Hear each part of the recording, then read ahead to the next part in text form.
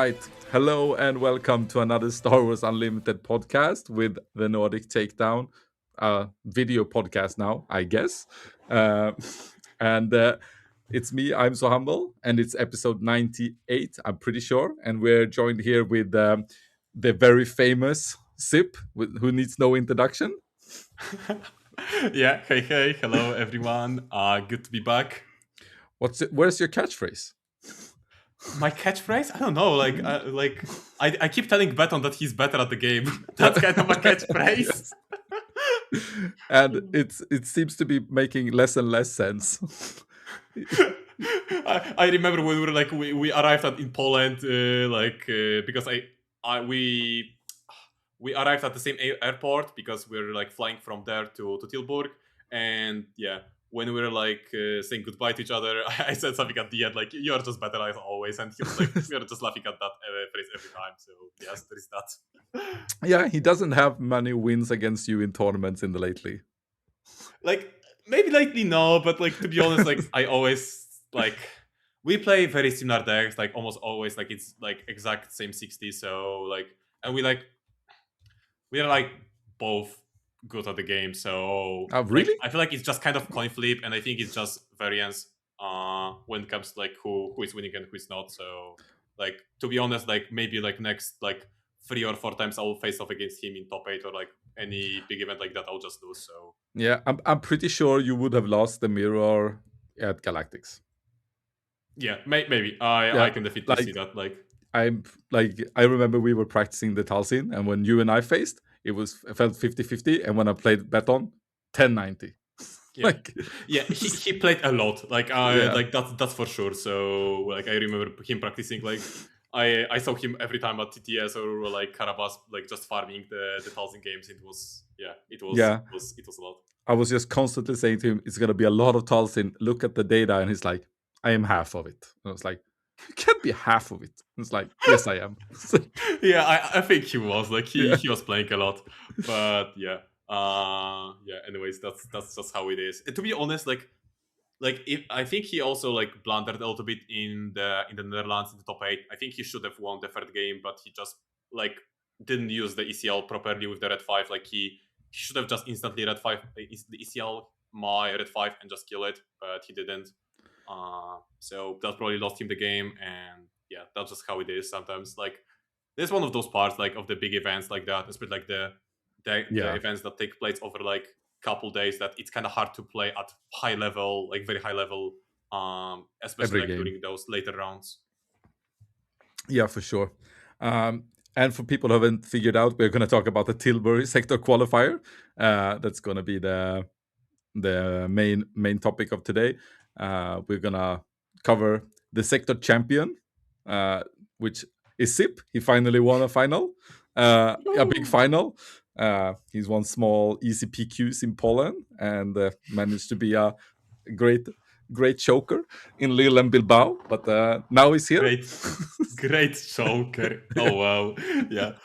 Like I've had some PQ wins before, but yeah, like Tillburg was my first like very big event type of win. So feels good to win finally something. Like I had some good results with like the finals in Bilbao and such, but like top 16 in Galactics, but never managed to win. But yeah, here we are. Yeah, here we are, which means that he's the second Enigma player that actually wins something big and not just go close. We're not counting Birmingham Thork. I wanted to say about that, like it depends on how they count Birmingham, but yeah. I think Yosera also like won like Game Expo. I don't know how big Game Expo is, but like no, not Game Expo. It's like UK Expo. UK Expo, yeah, a few hundred, I think. So maybe 200-300. I'm not sure. Yeah, so pretty big event, I would say. Like it was before he joined Enigma, I think. But yeah, I think we can count that as well. We can count that as well. Yeah. So we're gonna talk about the way there, but first we have to talk a little bit about your background, because you had such an awkward introduction last time you were here. So what was your first TCG? TCG. So like first TCG, I guess it was Magic, but Magic very like casually. It was just kitchen table. I never went like to any like weeklies or anything like that. It was just playing with my friends, like cracking some packs and playing like that.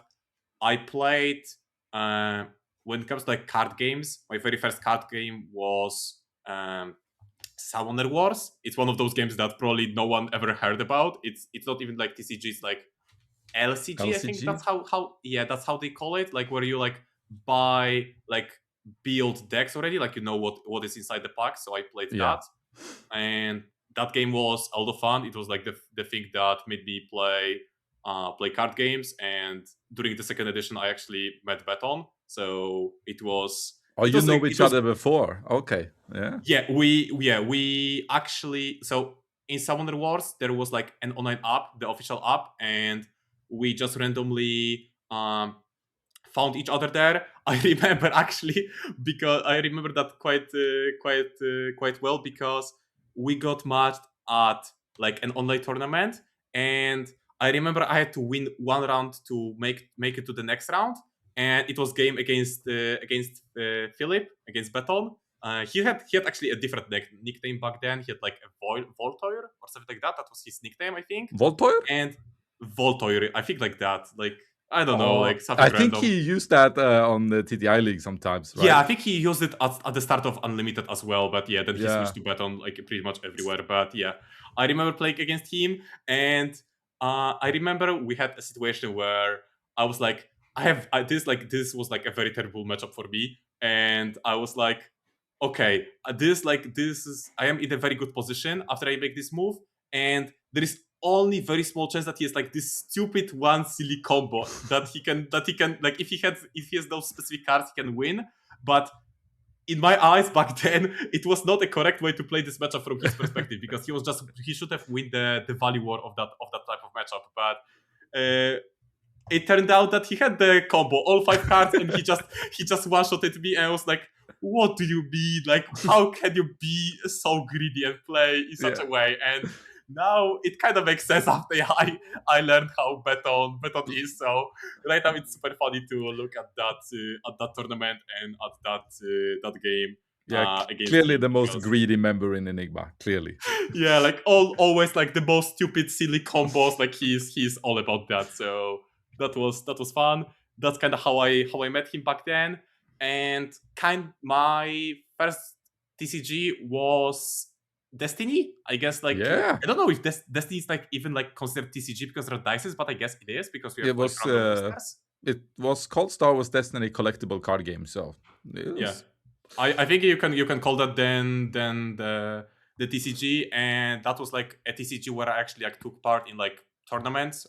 So yeah, I played like locals. I never traveled to like any international events. I was just playing only tournaments inside of Poland. Like it was called regionals, but it was like more or less yeah, like showdowns kind of because the game tournament. wasn't that big. Yeah. Yeah. Yeah, exactly. So I played those. I played like the national championship. So like every country had like one big tournament per Yeah. country. So I played that, and I actually even managed to win one of those. So it was Oh, pretty really? awesome. You won the Yeah, nationals in Destiny? I won one of the like later ones. I remember I played Afra, Grievous, and the Sentry. I actually like not sure if the guys can see it, but like back there I have like the trophy of that Ooh. from that tournament. So yeah, it's actually chilling back then. Back there. I only got the regionals trophy because when I played the finals in Krakow, they removed the finalist prize and only gave prize to winner. And I That's lost the actually final. that feels bad. Yeah, that feels That feels bad. And then you are sitting there with the nationals. You said Afra Grievous and some Sentinel thing, or Yeah, I have because like whenever I win like a trophy of some kind, I put a leader or yeah, like a card that I like leaders that I played with, so I can stand up and actually take that. So yeah. give me a second. Everyone know Destiny is the best game, so that's why you're here. Yeah. So it was these 3 guys. Not sure if you can see it on camera, But the Afra, Yeah, that's the best Afra. I played her so much. Yeah. this is the Grievous. Oh, yeah. Okay. Okay. Yeah, and this is the sentry type of guy that I was talking about. Okay. So Yeah. That was yeah, late. yeah, it was super like it was like last nationals. Like it was the meta when I think like the droids were like super OP, like C3PO2 and like that kind of Yeah, combination. that method. Yeah, slightly after Krakow, or around Krakow. Yeah, Yeah, those droids I don't were really remember exactly. unfun. Really unfun. Yeah, it wasn't like the great meta, but to be fair, like in Poland, like to be fair, not even that many people played that deck, like the droid type of deck that was super OP back then, the R2 and C3PO. Yeah, Yeah, and this is like a trophy it's for that tournament. fairly big trophy. Fairly big Yeah. trophy. So Oh, it's cool. Yeah, I know most people don't want to hear more about the Destiny, so we're gonna move away from Destiny. But it's cool yeah, that we probably. played the same game, because that was also my first game really going to tournaments. Like Uh huh. I was only like a few small in an LCG before in Game of Thrones, so it's cool. And apparently, no, I don't think Sip has more wins, but apparently has a trophy at least that I don't from A Destiny. trophy So at least. Yeah. I I guess he's better there too. Uh, maybe. Probably not. Uh, We should one day play like the Destiny or like I don't know like somewhere like not sure if you like cards yeah, from there, but I have anything like that. I have certain decks left that I saved Yeah. before the collection. I'll bring them to the next tournament Yeah, that we go I to. also have my Raylo deck because that was Oh, like me the too. last deck I actually was playing. You know, I Super wanted to fun. actually go, yeah, and this was another thing like from I know that we want to move on to like unlimited, Yeah, but yeah, yeah, one more thing about like the Destiny was that I because I won the nationals, I got like the invitation to like the world championship, and that was actually my first attempt to go to US to like go to a big event. It was super unlucky because and I wanted to play the Railroad back then at that event, but it was the same moment when COVID happened and all the yeah, flights were cancelled or the whole event was cancelled as far as I know. I don't know, maybe it was like at some point like the war took place, but I didn't know. Like I lost interest in that. But yeah, I wanted to go there, so it honestly felt super good to actually go to the Vegas to for the Worlds of Unlimited. So yeah, yeah, I missed out on my first chance to go there, but yeah, managed yeah. Me to too. go there for the second They time. postponed it and then canceled it because COVID was still around Yeah. after 1 year. Um, Mm-hmm. but I also have my Raylo deck, so we can do a mirror. Uh, Yeah, so shall be absolutely awesome. yeah. I was actually in Germany playing with that deck and got 2 regionals. So yeah, it was super fun to play that deck. Regionals was like the type of tournament that like each country had like three, four, five, Yeah, like or one if finals. you live in Sweden. Yeah, Oh, like one, yeah. Like I think in Poland, like we had a few of them, but yeah, it's kind of what we have PQs now, but it's just more yes, I think it player was on our like yeah, PQs. It's just more. But yeah, let's move on to Tilburg. hmm Which, if we just talk about the event itself, I think it was one of the more smoother run events. yes, The yes. venue was not as like cramped as Munich. It was actually quite okay. It was very central in the city. Um, what did you feel about that? Like the I event? I, I felt cool about the whole event. I think I liked it. So like going into the event, I actually was like a little bit afraid because like there was whole weather like bad weather Yeah, condition situation, and I was afraid that like I heard like some of the OPE guys couldn't get there. So I was like maybe the event will not be super smoothly run because like they might have like shortages in like staff members, but turned out everyone made it, so it was good and like the event went smoothly. I remember reaction of one of my friends when we saw like the venue from outside, and he yeah, was like, "Is this really the place? Like, yeah. is this where we actually play?" Outside But it looked really inside it, bad. yeah. But inside was it was okay. Like outside Yeah, was yeah, not super fancy, but inside it was awesome. It was a little bit cold, so like on some yeah, photos, like I was actually wearing I was wearing my jacket because it was quite cold there, especially like in the morning. Like as the event was progressing, it was kind of warmer. Yeah, more So yeah, sweaty dudes. Yeah, makes sense. yes, basically that. But yeah, it was overall pretty smooth when it comes to like all of the other stuff. So like the pricing was on time, was at the event, which was good. That's good for Uh, you. Yeah.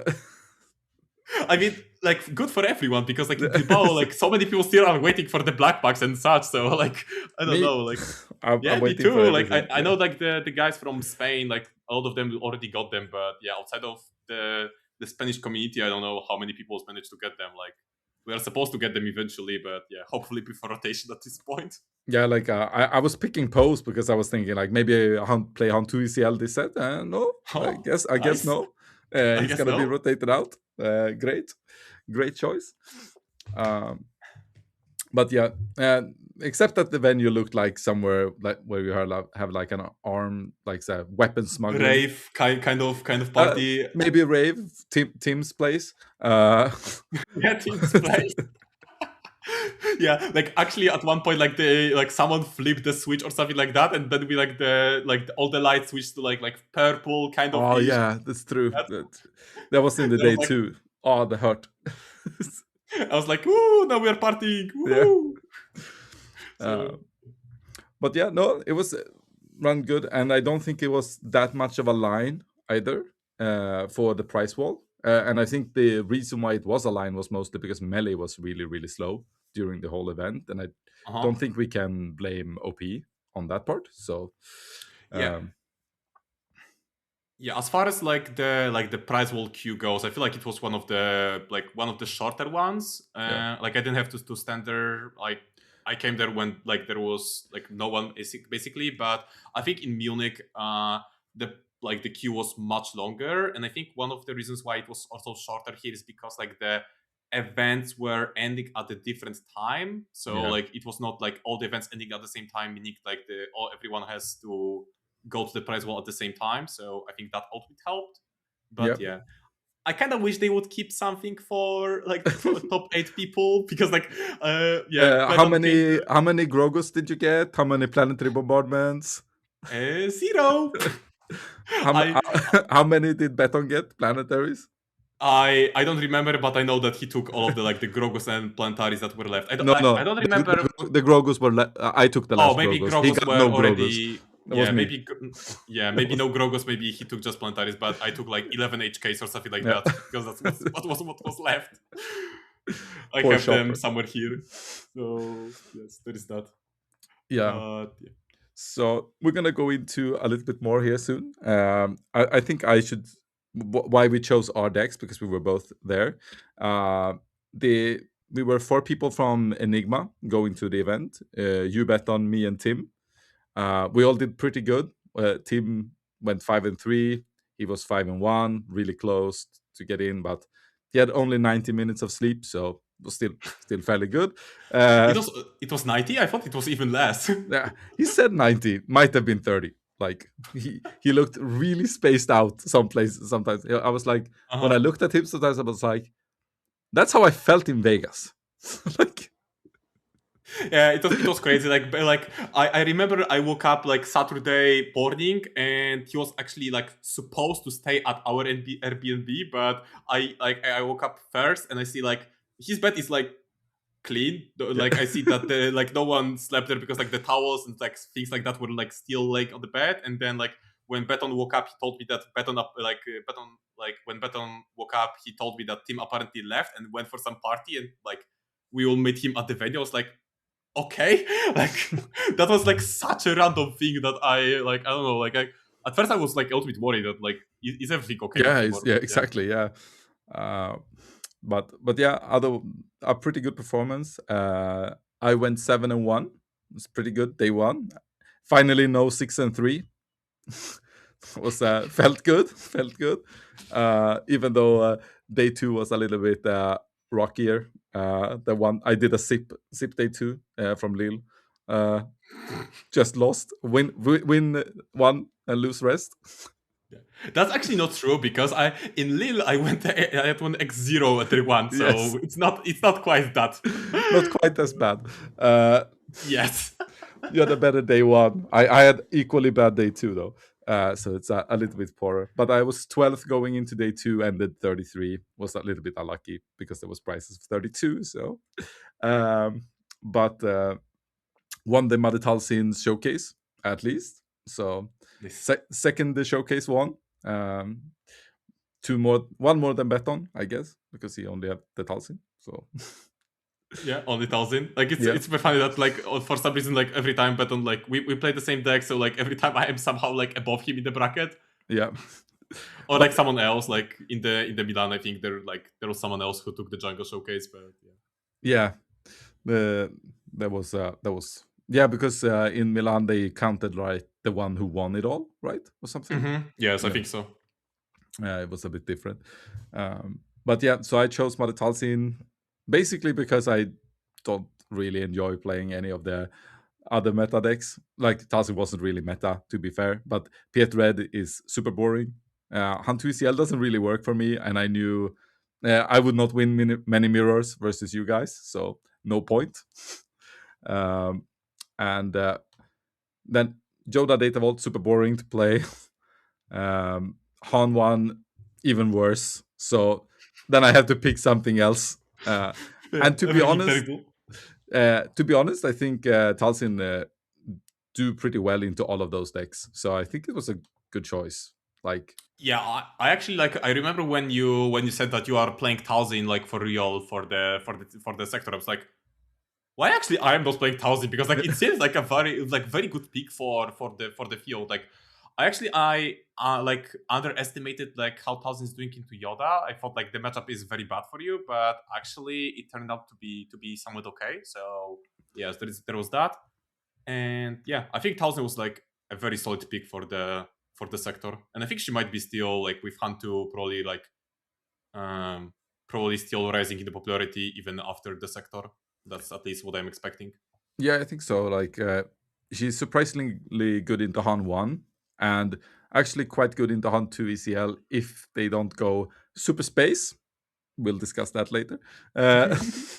But it's still very, very close. If you do one misplay, you kind of forfeited your own game. She's not that great at taking back games when I thrown them myself. That's the what do you call it? Yeah, Like, that's the downside of playing yeah, like a deck that is like more difficult to play. I mean, to be fair, like with any deck you can misplay like that. Like if you play Piet and you like resource your ramp or something like that, yeah, then I guess you can call that a misplay like that. But yeah, like Talzin has like a lot of decisions. Like, if you have like a deck that has a lot of decisions, you are more likely to make a mistake because of that, or like more likely like you have more opportunities to make a mistake, which yeah feels really good when you actually make all of the correct decision and then you win. Like nothing better yeah. than that. Yeah, that is actually a great feeling, which I did have 7 times in day one, even though I won the initiative roll twice in 9 games, twice. And as everyone remembers, when I was in Linköping, I lost it 5 of 5. So I won more. I initiative rolls on day two. I won 2 of 2. So that was 50%, but I was Nice. already out when I started winning them. So I told you should either play hard control or yeah, double one drop opening type of decks when you don't care about the initiative, yeah. or cat bane. Just go cat bane Quinlan, and don't care about the initiative. where's my Quinlan? Why is he not good anymore? Like, I don't know. that's unfortunate. But so you guys chose Hunt to ECL. Okay, again. Why? Why? Because it's a good deck right now to play. So Because it has basically, positive win rate against everything. yeah, kind of. Like there are some matchups which are tougher, like but like Piet. But yeah, to be fair, when the set started, we saw like in Beatle like Anakin doing very well, and after seeing some of the early like developments from meta, I wasn't super high on Hanisiel. I like it was like I didn't like felt much pressure to find a deck for myself fast because I knew that Tillburg is my very first like event, which like constructed event that I'll play. So I didn't like even bother that much to figure out what I'll play. Like back then, I was like, yeah, probably still Han ECL because like it still seems like a good deck. But Anakin was one of those decks that I was a little bit afraid of, and that's why actually I was experimenting quite a bit with like cop variations of the deck at the start, and then I went went away with from the cop. It was actually quite kind of late with Beton, like with how we're building the deck. I remember like the cop was in the deck for a long period of time, but at some point we were like, okay, I think cop has to go for the other unit. So yeah, there was that. And I remember like late December, we started seeing like more Yodas, more of those decks that like the decks that I didn't felt super confident with Hunt 2 against were falling down in popularity, meaning that it was a good opening to potentially play Hunt 2 ECL. To be fair, with Beton, we felt like Hunt 2 ECL is so obviously good that we like felt bad out with for playing because we felt like people will be targeting that deck, and we always like to play something that's out with off meta. So we're testing like a few weird things. Like we're testing like the Ahsoka from Twilight with ECL. It was a tech that no one probably would have expected, but I kind of like the idea because you just play Amidala on 5. You have your leader when you flip the Ahsoka. She's a 5/6, so you have a very powerful leader deploy with the stats. You can play Generous Blade on her because she's Jedi apparently. So yes, there is that. But she didn't do better than Han 2 ECL, so we just stick to that, and it turned out to be pretty good choice. Yeah, pretty good. Yeah, it you were not alone with that choice. Like day 2, 19 of 63 decks were Hunt 2 ECL or Hunt 2. Yes. Hunt 2. There was some Hunt 2 blue as well, 1 or 2, but so people had like decided that was kind of the best deck, at least in Europe. But I'm very curious what it will be in US. Like I think it will be very similar when it comes to that. I think maybe a little bit more people will try to bring like a Tarkin Town type of decks to counter the Hunt 2 ECL a little bit, or like Hunt 2 in general. So like maybe Catbane will see a little bit more play. Maybe this Sabe Tarkin Town type of deck will see a little bit more play. I think we see more Sabe, and I think in the US it just feels like there is always going to be a Han 1 green player.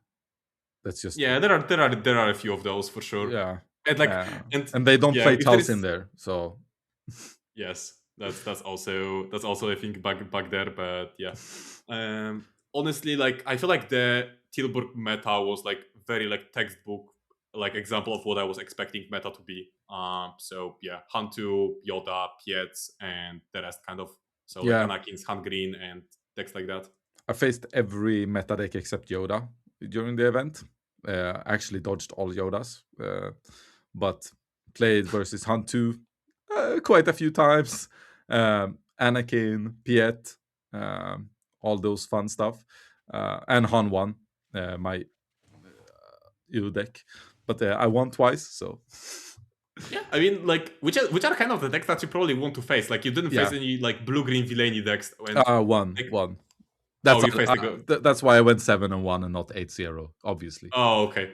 Who did you play? Did you play the Kylo player or someone else? I played Kira Data Vault. He ended up 5-3. It was the guy playing Aiden at Galactics, and I think he went top 16 at Galactics or something. But I faced him in round 3. The game was basically over on flip turn, both games. I was like, sure. It was 2-0. It started. I was like, okay, this is gonna be worse than Munich, and I was 3-0. Then I dropped. So now this was 2-0. But then I just started winning. And just didn't stop winning, which was quite nice. That's basically the problem of Tauzi. Like she struggles against these blue-green villainy decks, but they are at all-time low, and I think they will still be gatekept by Hunt 2 ECL largely. Like all of those decks are having very tough time against this deck just because Han ECL can go super aggressively, has swarmy tools, making the power of Darkseid and removals like that not very effective. So and they seem to have was a good choice. Yeah, I think they have problem versus Yoda as well. It's not free. Yes. Versus Yoda, and that's weird. Yeah, you need to build like the blue-green villainy decks like in a very greedy way, which like sure will help against Yoda, but then you make your matchups against the aggressive decks. Yeah. harder for yourself. So you chose that deck, the Hunt 2 ECL. So how I know you're gonna make like a full breakdown on the Swoop Racer side. You Yeah. might already have posted it. I have not been very updated since we arrived, so I haven't watched any content. But you can describe your run a little bit. Like you don't have to go every game. Yeah. So like actually we are planning to do the recap. I think we are actually gonna record that after this with Yeah. Beton. I don't know yet because we were supposed to like record yesterday, but we didn't manage to. But yeah, let me open my melee because I need to.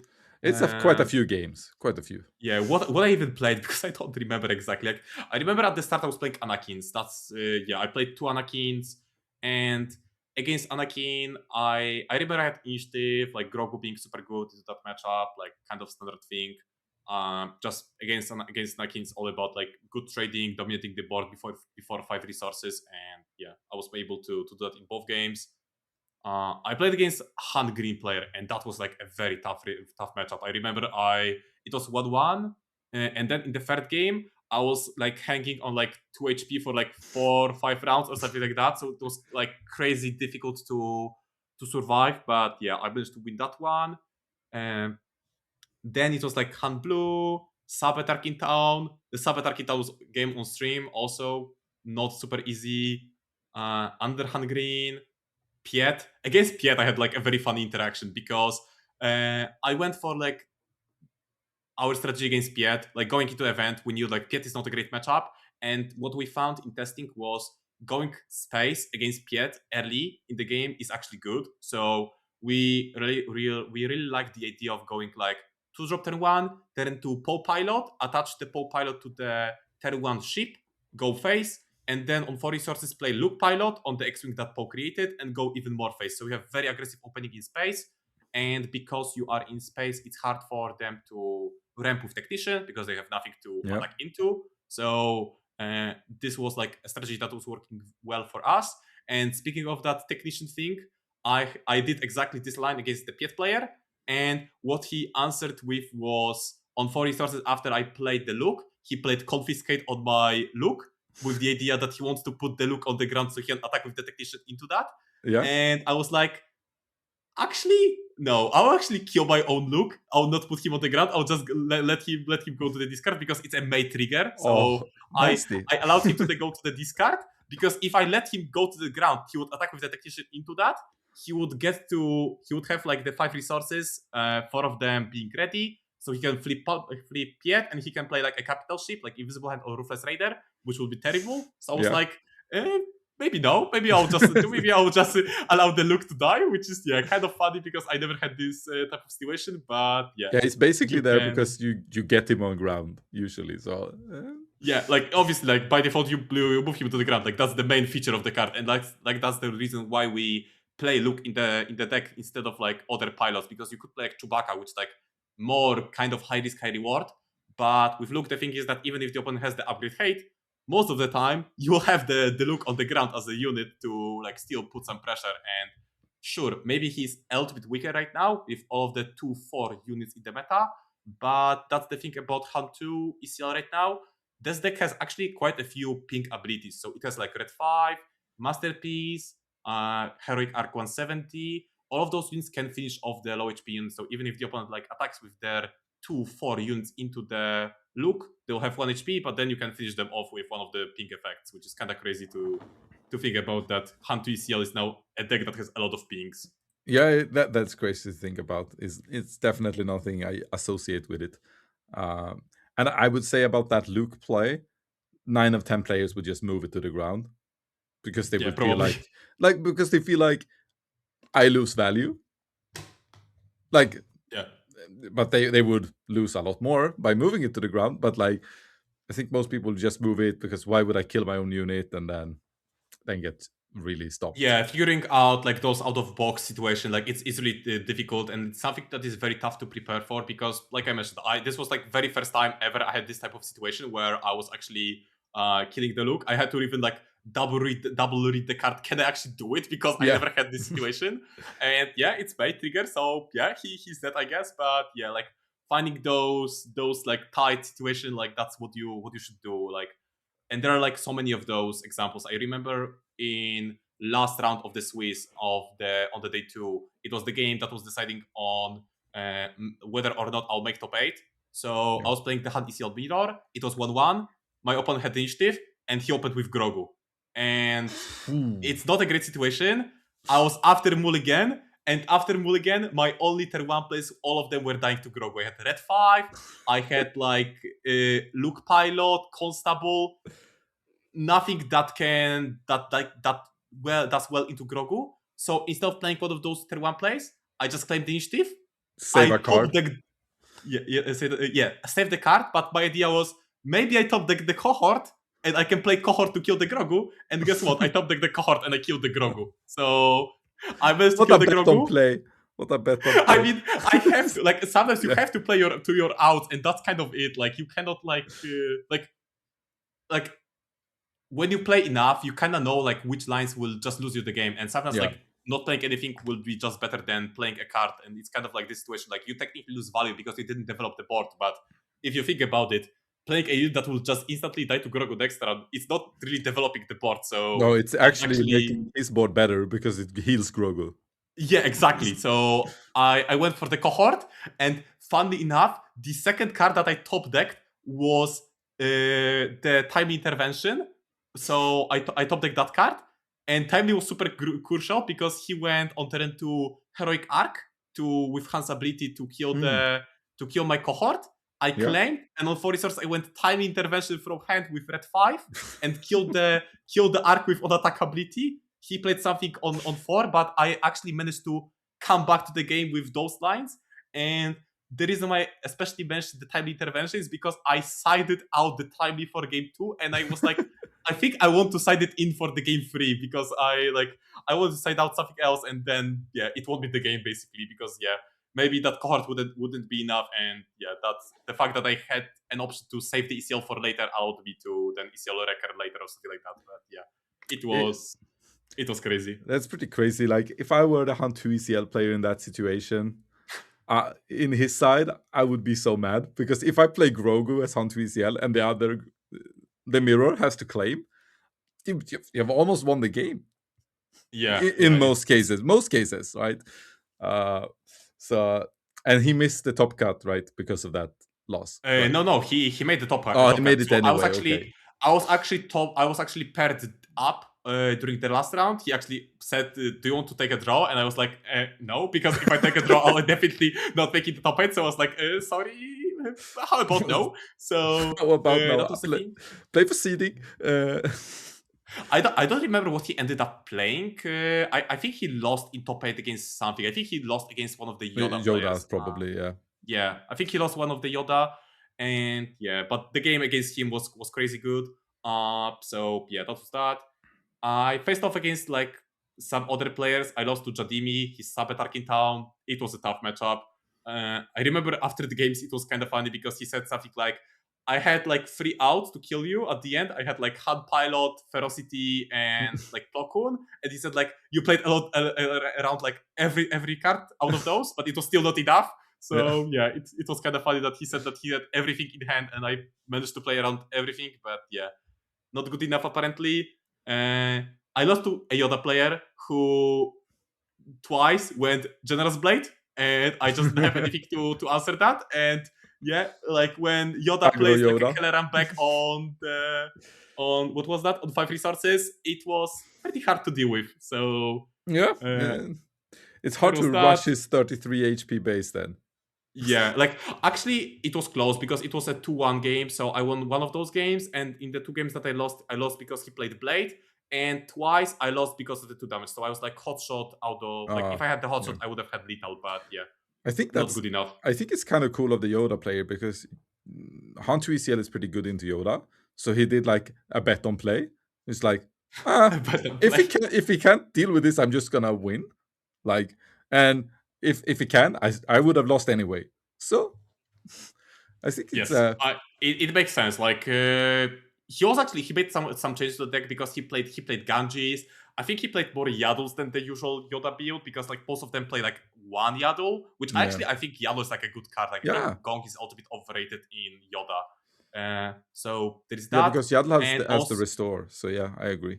yeah, and also he played the Yoda from set one. I was like, Yoda, is this a Jedi? And I see, oh, Jedi, and Yeah. he's like, oh, blades. I am like, oh, nice. This is gonna Oh, hurt. yeah, a little bit. Yeah, so there was that. But yeah, and other games I played some fighters and stuff like that. Like nothing unusual besides that. Cool. And you How got was your actually run? how my run was in the top cut. It was Like the decks that you face, like any cool matchups, any cool like situations, any situation where you had Luke pilot and you killed him for no reason. no. I have more situations where I did the greedy bet on thing and lost. Okay. So I played in game 7. Was basically winning in because we were both 5-1. So Mhm. in game 1 versus Han 1, Han 1 Green, the game is going perfectly. He drops down a Typho, and I have two options. I either go Talsin, Assassin, and then just Mhm. clear him and win next round. He goes down to 3 resources, 2 cards, and I'm like, there is no way he has Bamboozle on hand, so this is fine. So I just go emergency power, buff my unit, save 1 mana to blank Typho later, so I can just go base. And he's just Mhm. like, Waylay. And I'm like, oh, Waylay's a card. Well, it's a card that they play, Yeah. apparently, yeah. I Uh, heard it's good to take back Cowlers and such. But, yeah. So it was very bad because I had done the math that like I don't die the next turn to his Falcon plus Caloran, but nice. I do die to Typho, Caloran, and Falcon. And since I didn't kill the Typho, I just died. Uh, managed to Imagine beat doing him math in anyway. this game. Yeah. Imagine. But the craziest thing is I played versus 2 Han 1 greens in a row, and I had 2 power in my starting hand because we played two. It was 2-1 in all games in 6 games in a Uh-huh. row. 6 games in a row, I opened with 2 power of the dark side.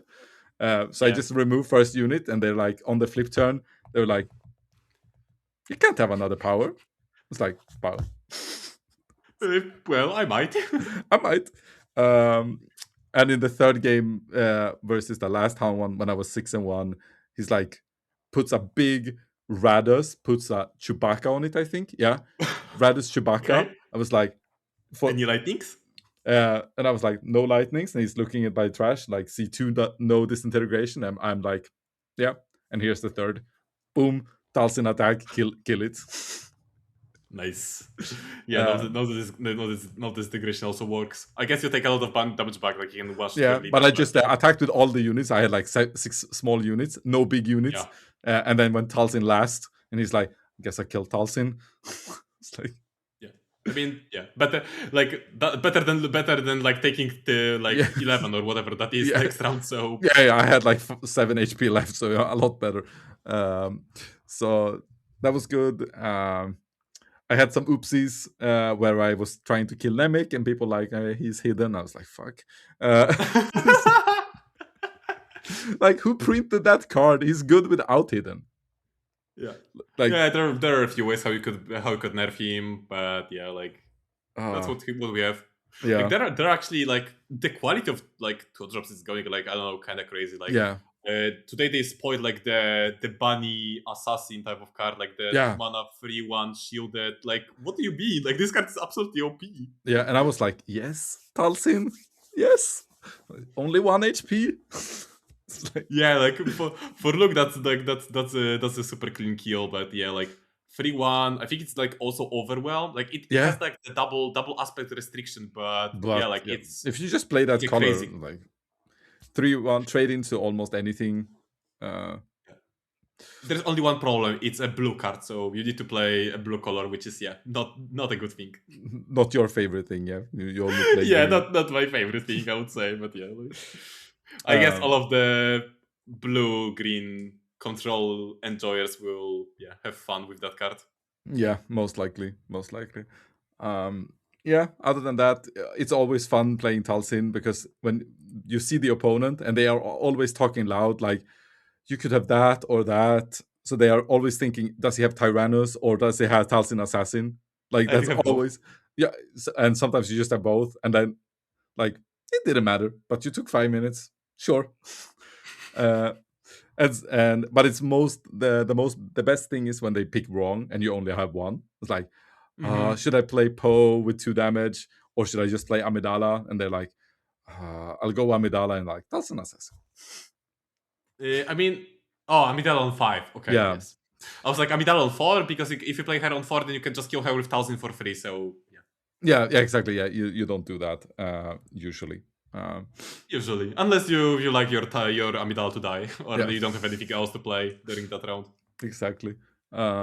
So no, those things were fun. Me misplaying, less fun.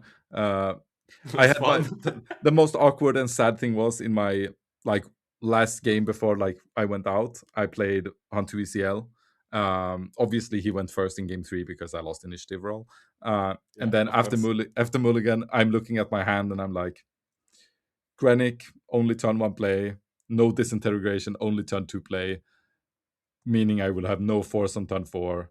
I was like, this is my tournament run. I Hmm. didn't top deck anything during on the way, and it was just a complete smash. I stabilized a little bit on 22 damage HP, but I had done 0, so it's very easy for Hunt ECL to just get the last damage. Like, Yeah.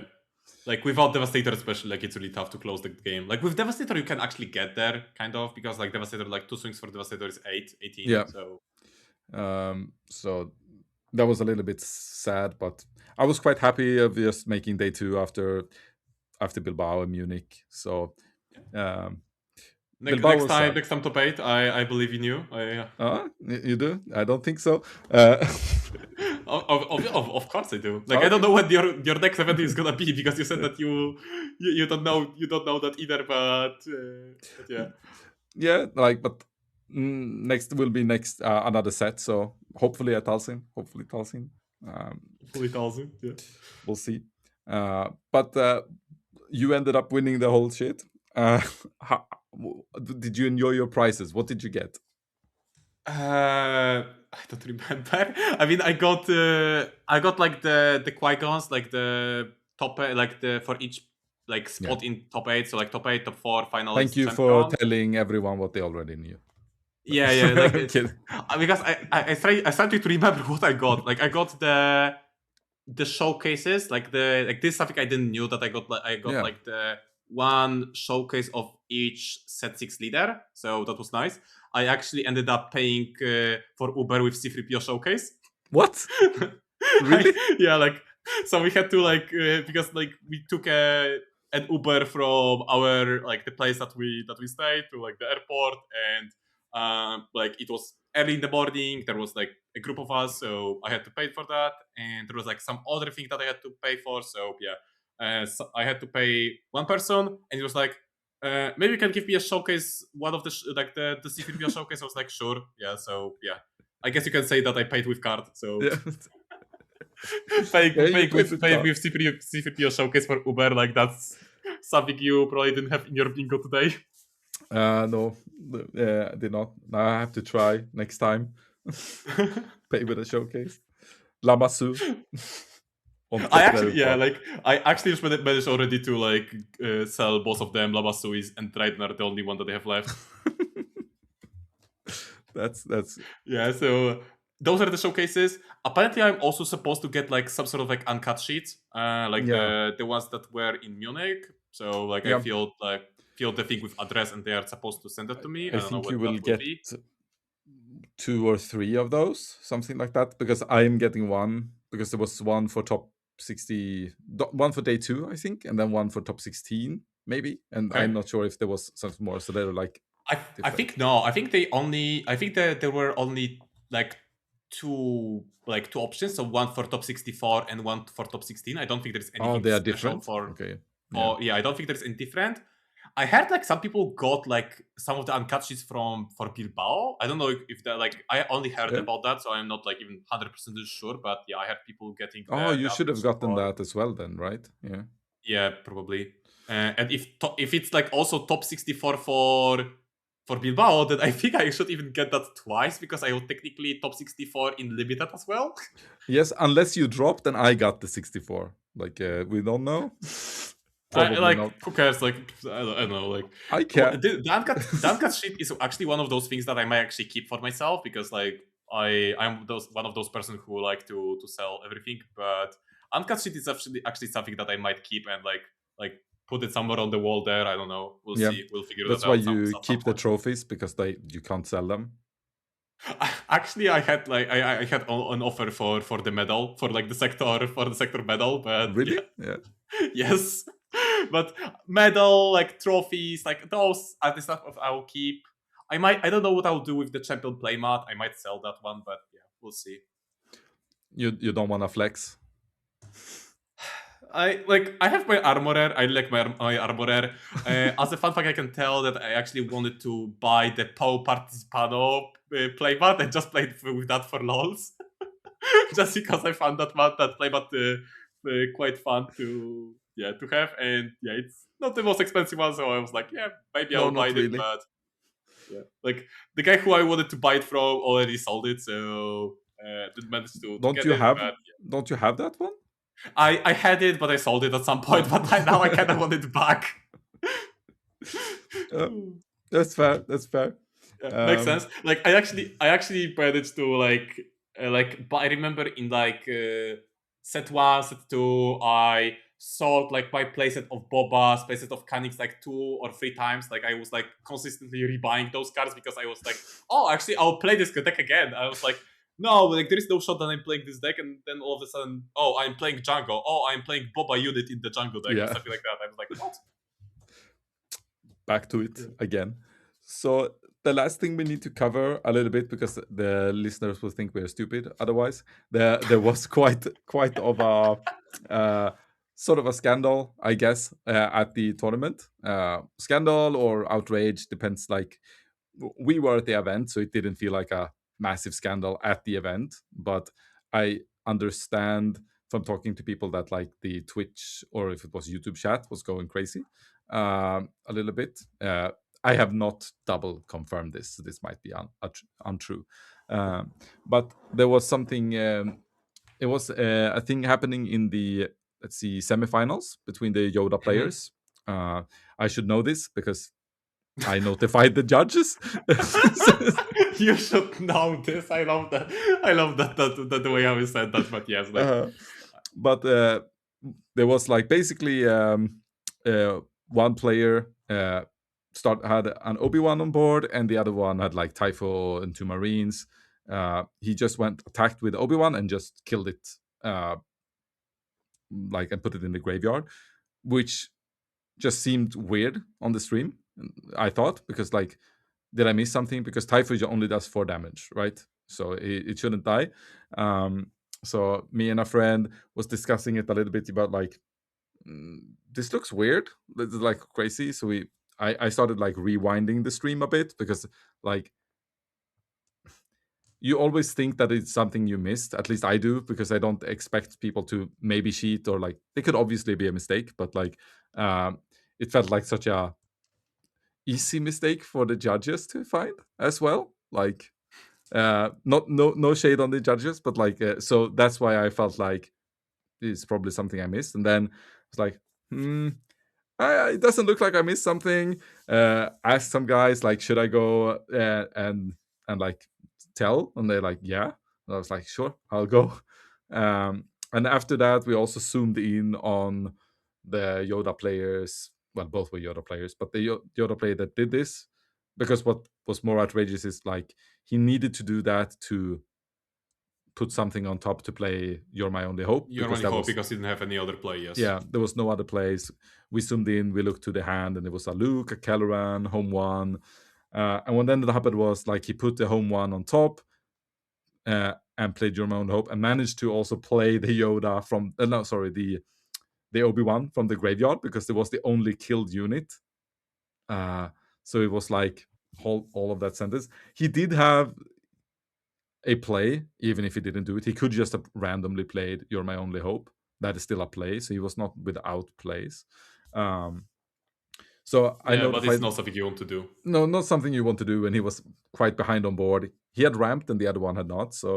Um, so basically, I just notified the judges, and they took like it felt like around an hour, like 45 Yeah, minutes, it an was hour. a So, long period of time. Yes. talking, discussing, and not sure what they needed to check. Obviously, like, do they think this was intentional? Like, did he have other plays? Is it a mistake? What ended happened? We don't really know, like, what was said between the players. At least I don't know. But what ended up happen was that the guy who lost the semifinals, he ended up playing the finals.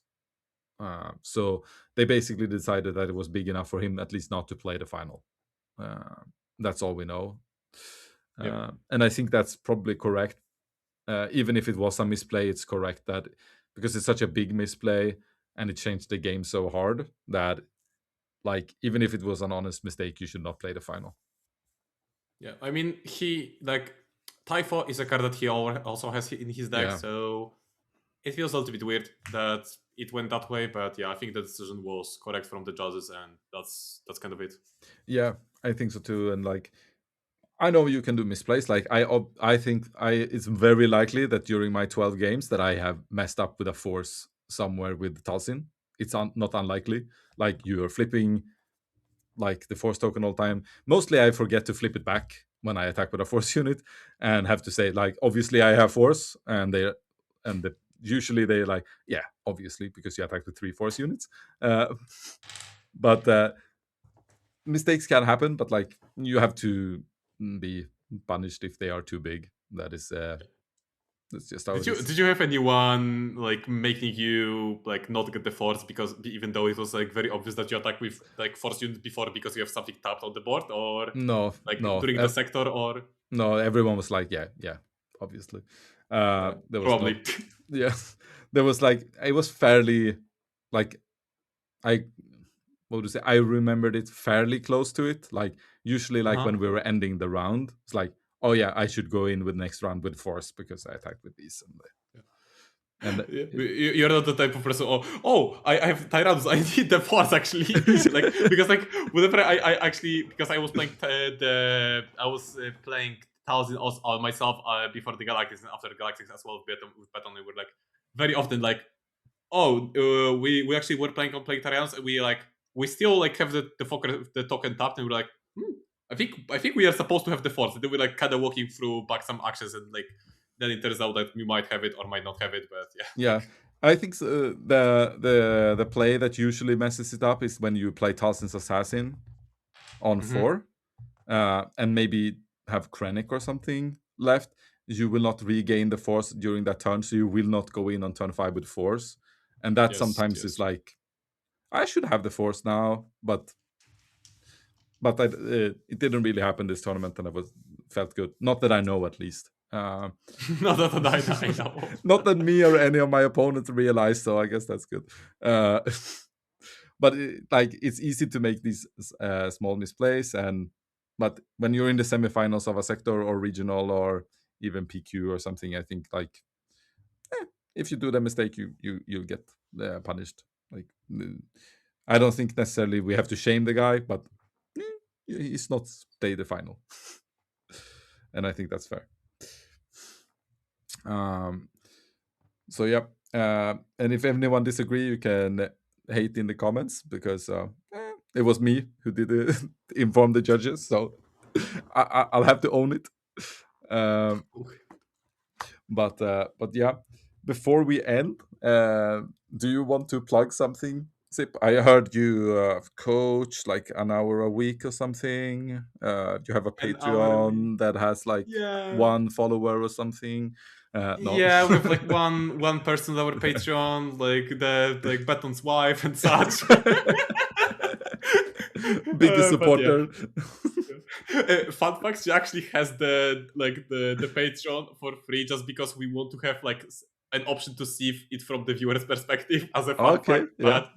But yeah, like obviously with our Patreon, I do my coaching. So yeah, if anyone wants to prepare for Paris, for the sector, for Arizona, not sure if this one will be this one will be released, but yeah, if Probably anyone wants to tomorrow. prepare for it, yeah, for any tournament, feel free to reach out to me on Discord, and yeah, I help with all sorts of decks, and yeah, that's kind of it, I think, for from me. Yeah. And if you want to make contact with Sipobeton just in general or anyone from Team Enigma, you can join the Enigma server. And if you want to just make contact with some of us on the Nordic Takedown, you can join the Nordic Takedown server. That will be in the link in the description. And yeah, I think that's about it for this episode. We went. We Yep. didn't need a third person. We didn't need Beton. It was all good.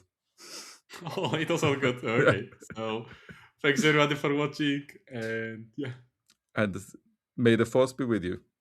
Bye. bye.